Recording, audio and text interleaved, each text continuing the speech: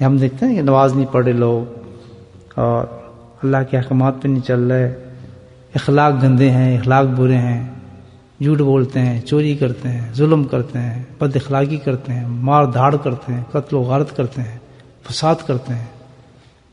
بڑا اسلامی ملک کے اندر مسلمانوں میں یہ چیز تو ہے ہی نہیں، یہ کہاں سے آ گیا؟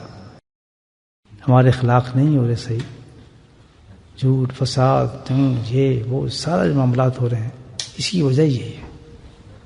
حضرت شیخ الحدیث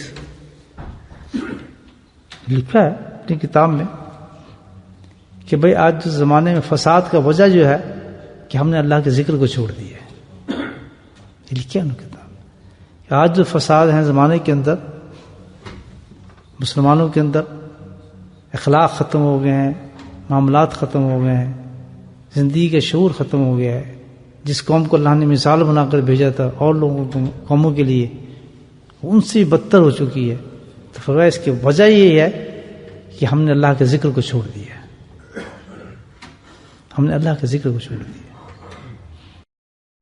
جب دیکھیں آپ کہ بھئی دل کے اندر فساد ہو رہے ہیں، ہمارے معاملات ہمارے جو ہیں کمزور ہو رہے ہیں، تو بس فوراً اللہ کے ذکر کی طرف انسان چلا جائے۔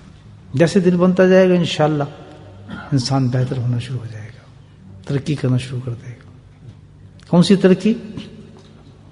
نماز پڑھے گا، جماعت کی قدر ہوگی، سنتوں کی قدر ہوگی، اخلاق اچھے ہوں گے، دوسروں سے محبت سے ملے گا، رحم دل میں آئے گا،